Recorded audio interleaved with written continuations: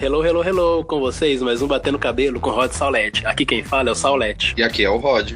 E lá se foram 12 episódios da 11ª temporada de RuPaul's Drag Race. E, como é de praxe, nesse último episódio, que antecede o Reunited e a grande final, tivemos as Queens performando uma música nova de RuPaul, que no caso se chama Queens Everywhere. E além de performar essa nova música com coreografias ensaiadas, elas também tiveram que criar versos de rap para introduzirem na música. O que a gente tem visto desde o All Stars 2, quando o Top 4 gravou Read You Wrote You. Desde então, essa tem sido a fórmula para os episódios que antecedem a final de Drag Race. Eu curti, achei um episódio bem divertido, mas se for comparar com vários outros episódios dessa temporada, foi um episódio meio morno, porque não teve o tanto de energia e animação que a gente viu antes. Mas eu acredito que nessa altura do campeonato as drags já estão muito exaustas, muito cansadas, e também tem um fator esvaziamento. Afinal de contas, quando a gente tem um episódio com 10 drags, a gente tem muitas personalidades aí para conter tanto entusiasmo.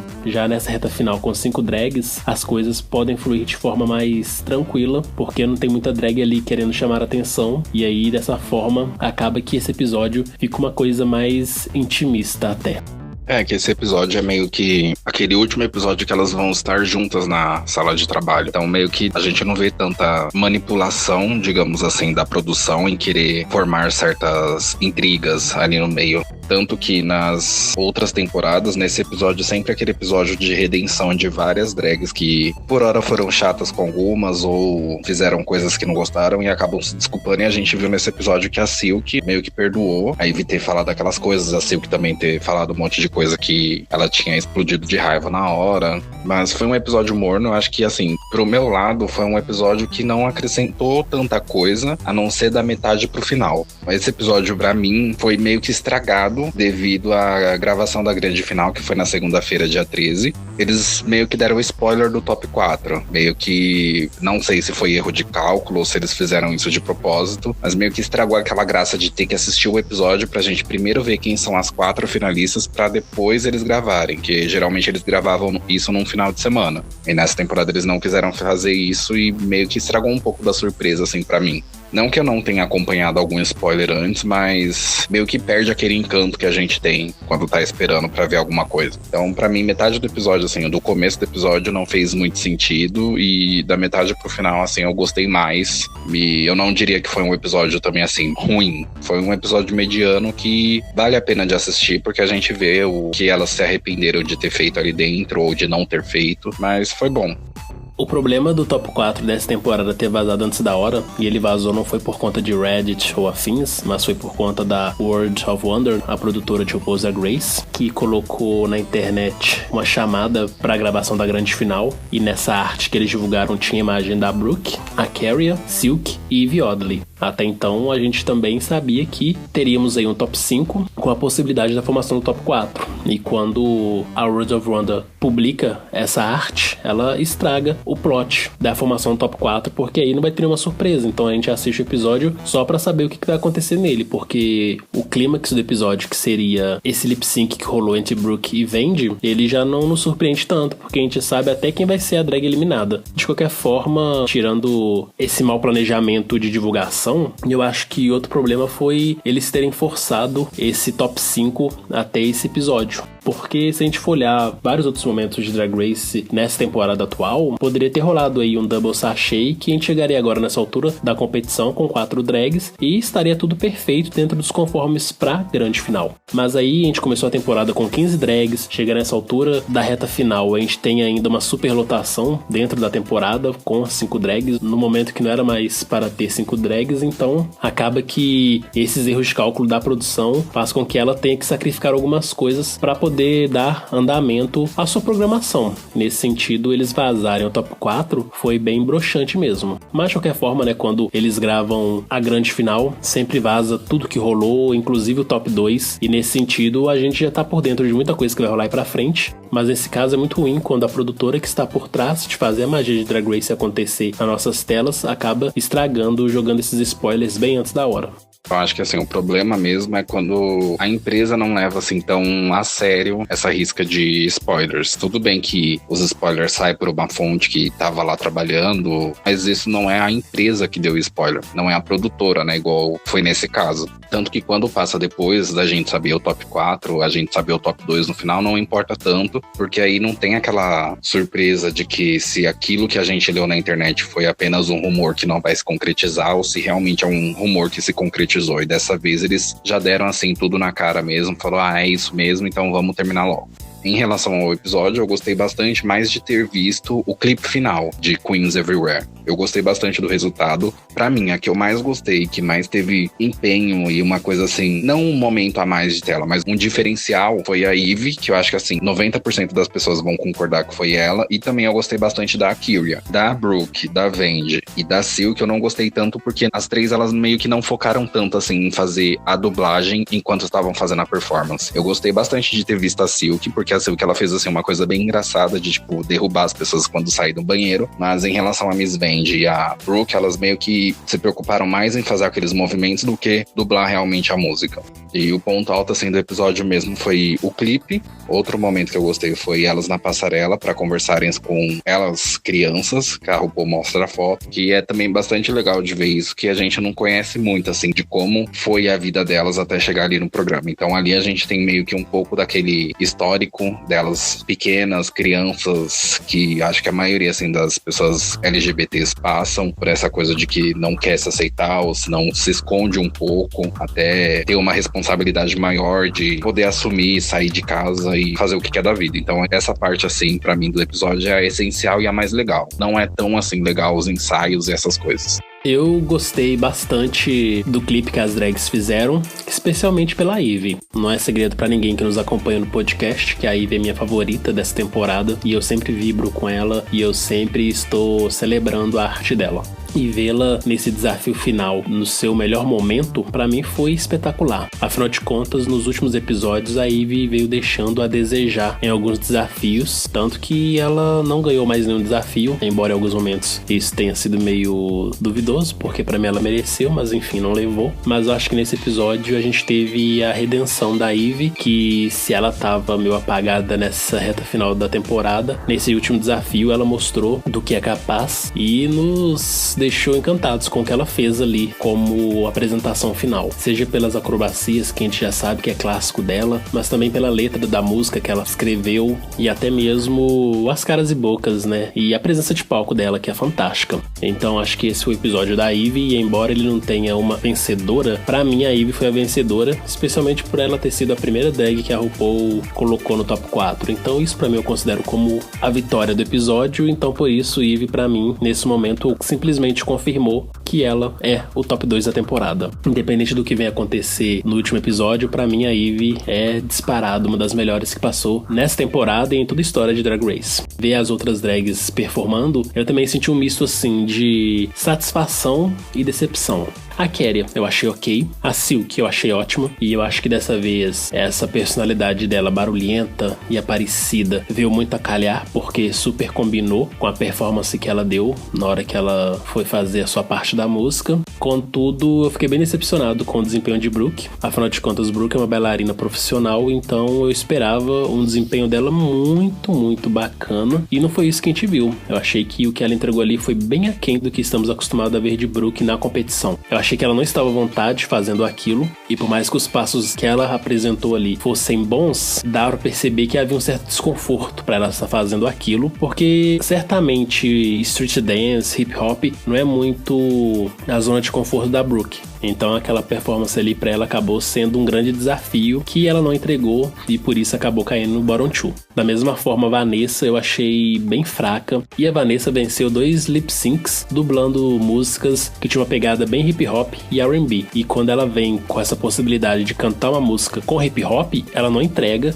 e pra mim foi a mais fraca mesmo. Parecia desanimada, completamente fora do compasso, sem sintonia alguma com os dançarinos e com o que ela deveria estar dublando. Então eu achei bem justo esse bottom 2. E eu acho que foi o grande clímax assim da temporada, porque a gente teve o primeiro casal romântico de RuPaul's Drag Race, Brooklyn Heights e Vanessa Vandy Mateo. E aí no último lip sync for Your Life da temporada, quem que cai nesse lip sync? Brooklyn Heights e Vanessa Vandy Mateo. pro que Drag Race adora construir de roteiro, casou perfeitamente esse Bottom 2. E aí, quando o RuPaul deu Sasha Away na Vanessa, eu acho que eles conseguiram coroar aí uma temporada que foi muito bem construída, embora alguns episódios tenham sido bem duvidosos, algumas decisões que RuPaul e a produção tomou, mas eu acho que no montante foi bem satisfatório esse episódio por conta disso. E a despedida de Vanessa foi algo assim, fantástico, que nem da primeira vez em que ela foi eliminada lá na 10ª temporada com Miss Vendi. Dessa vez, ela poderia muito bem ter repetido esse bordão, que a gente ia adorar, afinal de contas seria tipo um revival, só que ela foi mais original ainda, e aí depois de sair do palco, ela volta e sai e volta de novo, então foi assim, muito divertido ver como que mesmo no momento triste, que é a sua eliminação, a Vanessa consegue ser original, consegue mostrar esse espírito de luz que nos deixa tão encantado pela arte dela e pela personalidade e carisma que ela tem. Então, nesse caso, eu só posso agradecer por esse episódio, porque ele foi muito divertido e com um final inesperado, mas mais uma vez icônico, graças a Vanessa Vendi Matteo.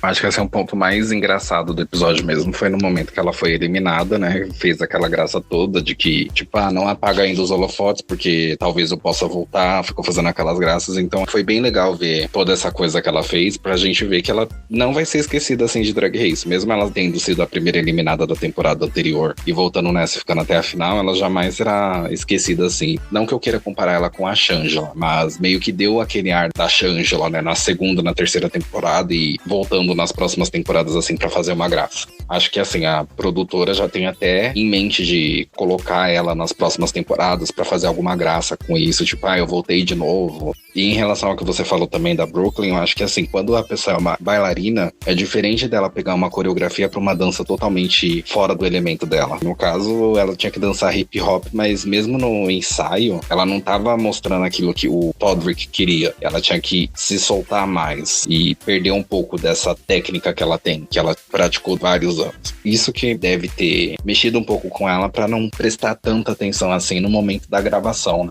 Em relação a da Kyrie, eu pensei que ela não ia se dar tão bem, porque nesse episódio ela foi um pouco mais apagada do que no anterior. Só que eu gostei bastante da apresentação dela, da Silk, assim, foi bem melhor do que a gente já viu comparado aos episódios anteriores. Pra ela fazer aquelas coisas que ela fez no vídeo, ela teve que se empenhar bastante, teve que deixar todos os medos de lado de ser uma pessoa boba ou de parecer uma pessoa boba fazendo aqueles tipos de coisas, o que foi bem legal. Mas eu também não acho que as críticas da Michelle, por exemplo, de ter mostrado a calcinha ou os panos que ela tava usando por baixo, assim, tão relevante. Tudo bem que é um videoclipe, tem que estar tudo perfeito, mas você só tinha um take pra fazer aquilo e ela, assim, fez legal, se saiu bem melhor do que a Vendi, a Brooke. Eu acho que também era até melhor do que a Kyria, porque a parte dela foi uma das partes mais engraçadas.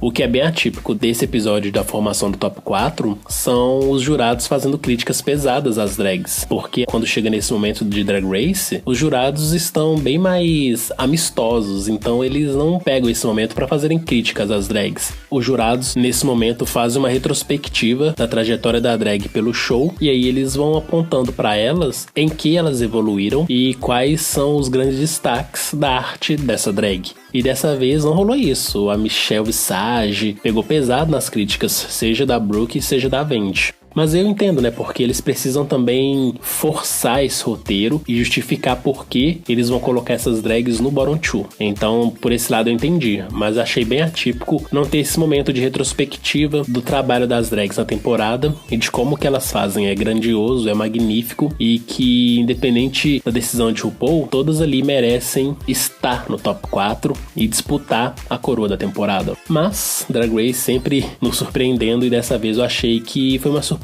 até boa, porque de certa forma nesse episódio eles colocaram pra gente que esse top 4 todas estão em pé de igualdade, independente do número de vitórias no decorrer da temporada. Então a Brooke, que a gente vinha assistindo com um desempenho colossal, inclusive venceu o episódio de Makeover, fazendo com que ela tivesse o maior número de vitórias da temporada, 3 vitórias. Ainda assim, nesse momento em que a gente chega na reta final e ela é duramente criticada e não vai bem num desafio que ela tinha tudo pra brilhar, mostra que a temporada, a competição, não está ganha ainda. E por isso que vai ser importante chegar aí no último episódio com as drags fazendo já o clássico Lip Sync for the Crown, a dublagem pela coroa. Agora, referente a alguns outros momentos do episódio, uma coisa que eu gosto bastante é de ver o Todrick reaparecendo. Eu adoro ele, tenho um crush nele, acho ele lindo, maravilhoso, talentoso. E ele, quando tá com as drags, ele faz com que as drags se sintam bem. Se no All Stars 4 ele já tem uma intimidade maior com as drags pra poder gongá-las e treiná-las em todo episódio que exige coreografia, que exige dança, nessa temporada regular ele só veio aparecer no final.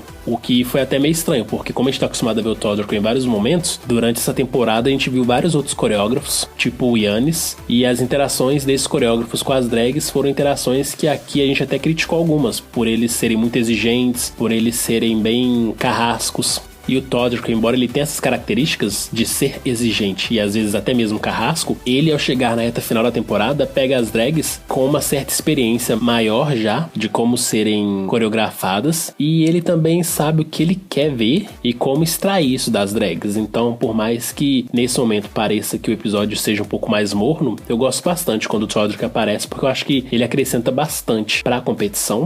E ele também acabou se tornando uma figura muito clássica dentro de Drag Race. Então é muito bacana vê-lo, porque a gente sabe que quando ele aparece é tipo esses momentos decisivos da competição. E que foi o caso, né, da gente ter formado aí o top 4. Então eu gostei bastante de vê-lo. Também foi bacana rever o Carson Kressley, que nessa temporada não apareceu em nenhum momento. Praticamente todos os episódios, quem esteve ao lado de RuPaul e Michelle Visage foi o Ross Matthews. E aí o Carson Kressley passou a temporada inteira desaparecido. Mas foi uma das coisas que eles até brincaram, né, durante o momento em que o RuPaul sobe ao palco, desfilando com aquele vestido roxo maravilhoso, que ele tava preso e aí saiu. Finalmente tiraram dele a tornozeleira eletrônica e a ordem de restrição dele também acabou expirando. Então, eu acho que acabei sentindo falta do Carson, porque pelo menos quando ele revezava com o Ross Matthews, a gente tinha a impressão de que os dois estavam presentes na temporada o tempo inteiro. Mas como dessa vez ele apareceu só nesse episódio, ficou um sentimento aí de vazio que, por mais que alguns achem ele chato, a gente acostumou com a presença dele. Então, eu fiquei feliz de vê-lo, pelo menos nesse momento crucial da temporada.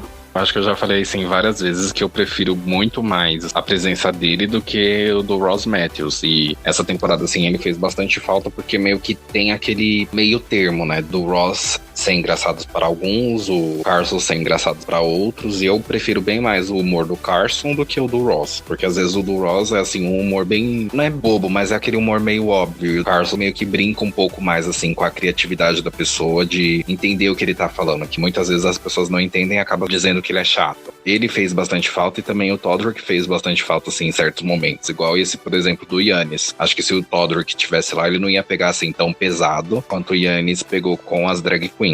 Foi, assim, bom pra rever esse pessoal que não tá tão presente. E também dá meio que a entender que o Carson, assim, não vai estar mais tão presente no programa se a gente levar em consideração essa temporada, né? Porque essa temporada ele só apareceu no primeiro e último episódio. Não sei, eu não pesquisei antes pra ver se ele tinha algum outro projeto nesse mesmo tempo da gravação de Drag Race, mas ao que parece ser, ele não tinha, assim, nada de tão conflitante de estar ali na mesma hora que o programa tá sendo gravado. Mas eu espero que na próxima temporada ele apareça mais, porque eu acabo gostando mais quando fica os dois revezando, ou se não até os três revezando com o Todrick ali na bancada também em alguns episódios que a gente já viu também em outras temporadas. É legal ver, assim, esse revezamento, né? Igual aquela coisa com o Santino, que o Santino tava sempre ali falando aquelas coisas bem chatas pras drags, que não era assim, pra elas prestarem tanta atenção naquilo, do que essas críticas que a gente tem deles agora hoje em dia. No caso do Carson Kressley, eu também não pesquisei o motivo desse desaparecimento dele durante essa temporada, mas em algum momento eu comentei no Twitter que estava sentindo a falta do Carson e um seguidor havia me respondido que ele estava fazendo um programa, por isso que ele não pôde participar da temporada em todos os episódios, porque ele também estava gravando outra coisa que acabava entrando em conflito à agenda de gravação de Drag Race. Só que eu não entrei em mais detalhes sobre isso, então não posso afirmar que esse é o motivo dele ter saído, mas ele fez falta sim. Agora, quanto ao Santino, eu sempre gostei de Santino, mas eu sinto muita falta dele, de verdade, porque eu acho que a pegada dele era completamente outra. O Santino, ele fazia realmente críticas técnicas, era críticas sobre look. A pegada do Santino era mais essa a respeito do que as drags estavam vestindo. E ele saiu na 7ª temporada, e eu vejo que a 7ª temporada foi uma temporada que a gente teve poucos episódios de costura. Então, esses desafios em que as drags precisavam construir um look não foi tão presente na 7ª temporada. Logo, o Santino estar ali não era tão mais relevante como até ele foi na 6ª temporada, que era uma temporada também que teve alguns episódios de costura.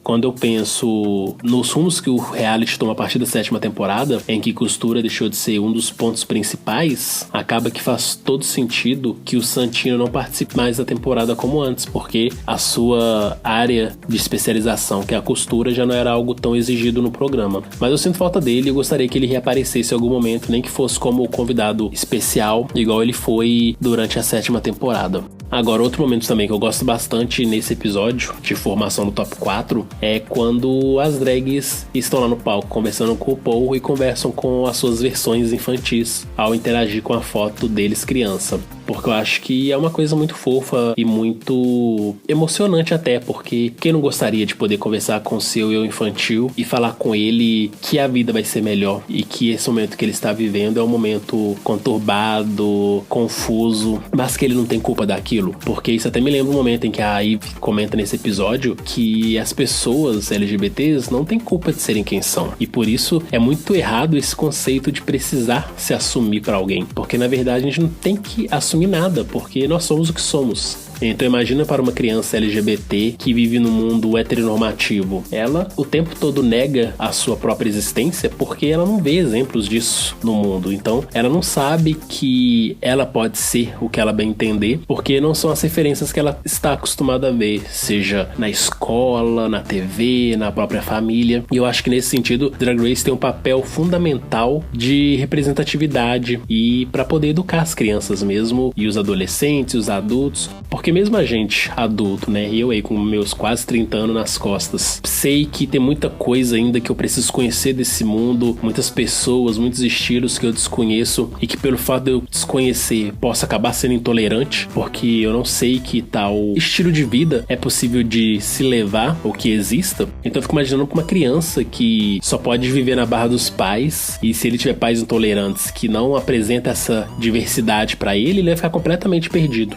Então nesse momento que as drags conversam com as suas crianças, eu fico imaginando como que para essas crianças, pré-adolescentes, adolescentes que acompanham o show, é importante ver esses homens que se vestem de mulher, que usam peruca, que usam maquiagem, que tem um estilo mais estranho, se sentem representados. E eu acho que é por isso que a Ivy nessa temporada acabou se tornando uma grande fan favorite, porque agora que o episódio acabou e Drag Race já começou a subir nas redes sociais as hashtags de cada drag que merece levar a coroa, a Ivy tem despontado como a favorita. Quantas crianças estranhas tem por aí que não se sentem representadas por nada, conseguem ver na Ivy alguém que conversa com elas, que conversa com o que elas acreditam, com o que elas gostam. Então acho que nesse sentido, por mais que a gente aponte, né, os momentos problemáticos de RuPaul's Drag Race, o show ainda tem muito a acrescentar para a sociedade e tem muito a agregar nas discussões do dia a dia. Quando o RuPaul's Drag Race começou com essa pegada, né, de conversar com suas crianças, foi uma adesão muito boa pro programa, porque todos nós somos crianças um dia e todos nós tivemos angústias, tristezas, mas especialmente desejos, né, de que o mundo pra gente em algum momento fosse um lugar melhor de se viver. Porque é muito triste quando a gente começa a ver aí as estatísticas e notícias de pessoas LGBTs que acabam tirando a própria vida porque sofreram muito bullying e por conta disso elas não querem mais continuar nesse mundo que é tão injusto com elas. Então nesse sentido eu só posso agradecer mesmo Drag Race por ser, mesmo que numa pequena escala, um farol para que as pessoas percebam que elas podem ser quem elas quiserem ser e que realmente as coisas vão melhorar para elas.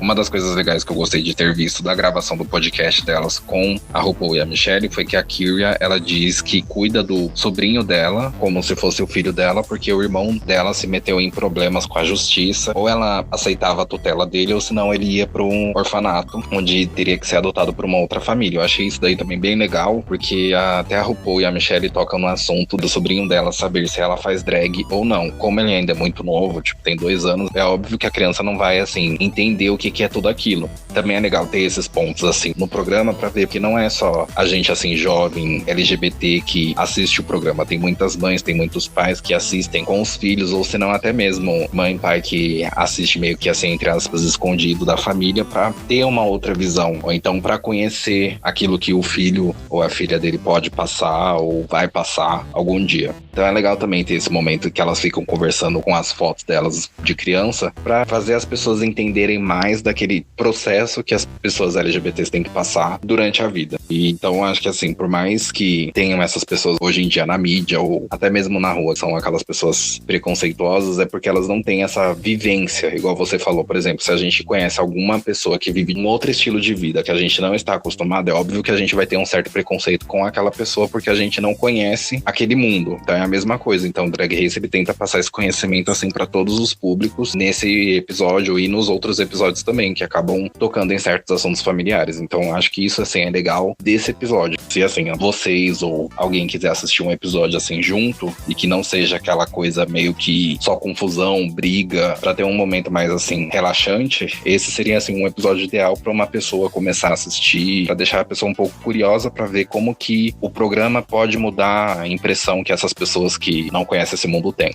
O que eu acho interessante sobre Drag Race, que vai além da arte drag que ele mostra, é o fato de provar para a sociedade como um todo que pessoas LGBTs são pessoas comuns, como qualquer outras, que têm sonhos, que têm desejos, que têm angústias, que às vezes têm problemas de caráter. No geral, somos pessoas normais e comuns. E por que eu enfatizo pessoas normais? Porque eu não acho que existam pessoas anormais. As pessoas têm problemas, sejam eles de ordem mental, ordem judicial, enfim, as pessoas têm N problemas, mas isso não torna essas pessoas anormais que devam ser impossibilitadas de viver em sociedade, a não ser que elas cometam crime, mas aí é outra pegada. De qualquer forma, Drag Race, quando coloca esses artistas na nossa tela semanalmente, mostrando como eles são nesse momento em que eles estão mostrando a sua arte drag, isso faz com que as pessoas percebam, antes de qualquer coisa, que atrás de uma Yvie Oddly, de uma Brooklyn Heights, de uma Silk, de uma Keria, de uma Miss Vendi, há um ser humano que tem seus desejos, tem suas angústias, e ele merece ter uma vida digna, independente do estilo de vida, da profissão e de qualquer coisa que ele tenha escolhido para levar a sua vida. E é por isso que eu gosto muito de Drag Race nesse sentido de humanizar as pessoas LGBTs, porque esse tanto de preconceito que a gente sofre por aí é baseado em quê? É baseado em mentiras, em lendas, em coisas que normalmente não se aplicam a gente, porque quando eles nos acusam de certos comportamentos, de certas condutas, se a gente for analisar a sociedade como um todo, esses comportamentos e condutas que somos duramente criticados, a gente vê indícios deles em todos os cantos, em todas as camadas, em todas as culturas, porque o ser humano é isso aí, é um ser complexo, que vai fazer merda, mas também que vai mostrar aí o seu lado de compaixão. Só depende dos estímulos que ele recebe, só vai depender das relações que ele constrói. Mas eu acho que a grande questão que eu acho válido de pontuar em Drag Race é o fato dele humanizar esses artistas que as pessoas costumam ver com certo receio, porque não fazem ideia do que é arte drag e de que a pessoa que está ali por trás é alguém tão comum quanto ele. É alguém que paga conta, é alguém que vai no cinema, enfim. Essa dica que você deu, né, da família se reunir para ver Drag Race é muito válido, especialmente para as pessoas verem que uma Yvie Oddly é tão comum quanto eu, quanto você. E a arte dela que ela faz nada mais é que a expressão em forma física daquilo que ela imagina, daquilo que ela gosta. E esse é o tipo de coisa que a gente tem que celebrar e não ficar perseguindo ou querendo destruir.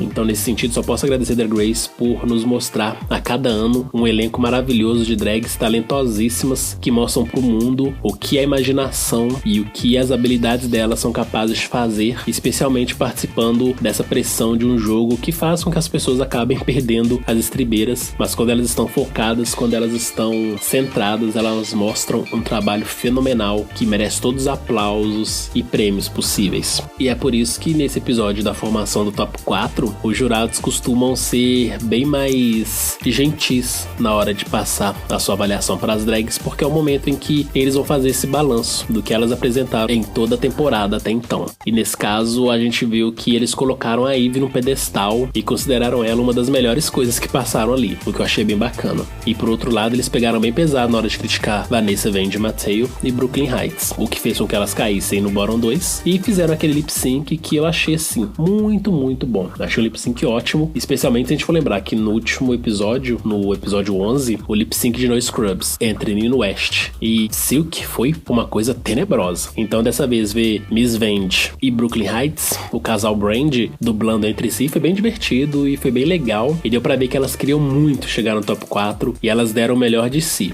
Infelizmente a Miss Vandy não conseguiu encantar RuPaul o suficiente para que ela permanecesse no jogo. Então a produção de Drag Race conseguiu aí fazer o seu momento de clímax da temporada, colocando duas pessoas que se gostam, que estão ficando para enfrentar uma a outra, e aí uma delas acabou perdendo e não vai ir para a próxima etapa. Mas se a gente for levar em consideração toda a trajetória das duas, não tinha como a Miss Vandy ir pro top 4, então foi muito justo que a Brooke continuasse e também fazer parte aí do top 4 ao lado de Aquaria, Silk e Eve.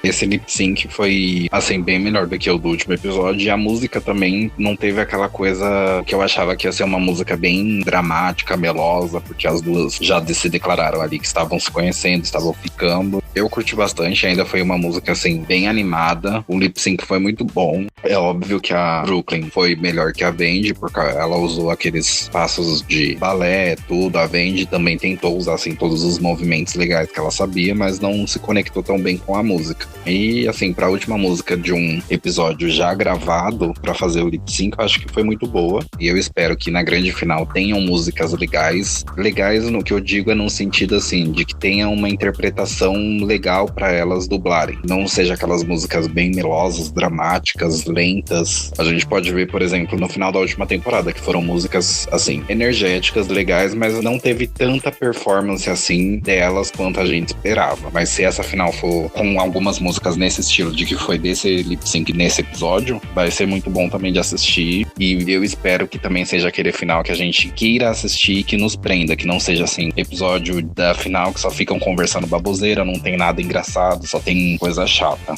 Pra falar a verdade, eu tô mais ansioso pra ver o episódio da reunião do que o episódio da grande final.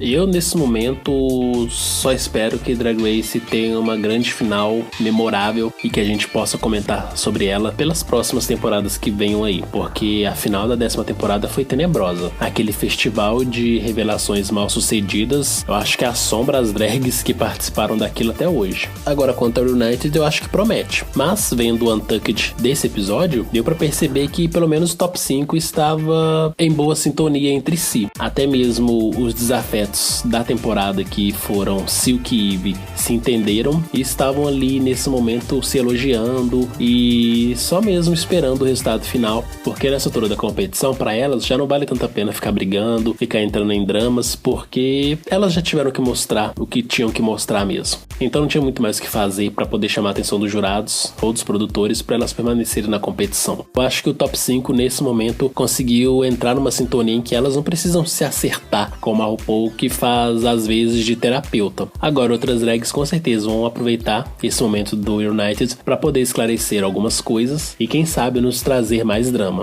Agora, sobre o Untucked mesmo, achei ele bem bacana e não tinha muito mais o que falar, né? É as drags se acertando e entendendo que elas merecem chegar no top 4 e que dali em diante que a melhor vença, né? Não tem muito mais segredo além disso. Quem for melhor nesse último momento vai mostrar isso no palco principal durante as dublagens pela coroa e em 2 semanas conheceremos aí quem que vai ser a grande campeã da 11ª temporada de RuPaul's Drag Race. E semana que vem já tem um episódio da reunião, que é o episódio que eu tô mais animado assim pra ver, pra gente ver se vai ter alguma confusão, lavação de roupa suja e também se elas vão acabar se entendendo caso tenha esses momentos. Então até lá a gente vai ter que ficar esperando, porque não teve prévia essa semana de como vai ser o episódio, porque provavelmente ainda ele tá sendo editado, mas eu espero que até a chegada da semana do episódio tenha assim alguma coisa que eles joguem na rede pra gente ter uma ideia de como que vai ser o clima desse episódio.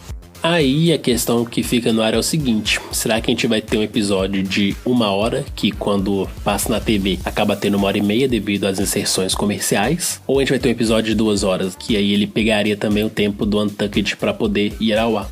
Eu acho que Drag Race tem condições de fazer um episódio longo de 2 horas sem nenhum problema. Mas talvez não seja tão viável porque as pessoas acabam ficando cansadas e aí elas deixam de assistir o episódio e acabam pulando fora. Então a gente vai ter que esperar aí pra saber, né? Mas eu acho que deve seguir o mesmo formato das últimas temporadas, 1h30 de programa e é isso aí. Não vamos ter mais Untucked e agora mesmo estamos na reta final conclusiva da 11ª temporada de RuPaul's Drag Race. Eu acho que foi uma das melhores temporadas dos últimos tempos. Embora muitos rumores falassem que seria uma temporada tão ruim e tão chata quanto a 7ª temporada, eu acho que foi um rumor mesmo pra poder abaixar as nossas expectativas e aí quando a gente fosse assistir, a gente se surpreender a cada semana. Seja com as drags, seja com os babados, seja com os dramas. Então nesse sentido eu acho que foi uma temporada muito boa, muito positiva e eu torço muito pra que a 12ª temporada seja tão boa quanto essa, porque essa temporada fez com que eu voltasse a ficar empolgado com a Drag Race a cada nova semana.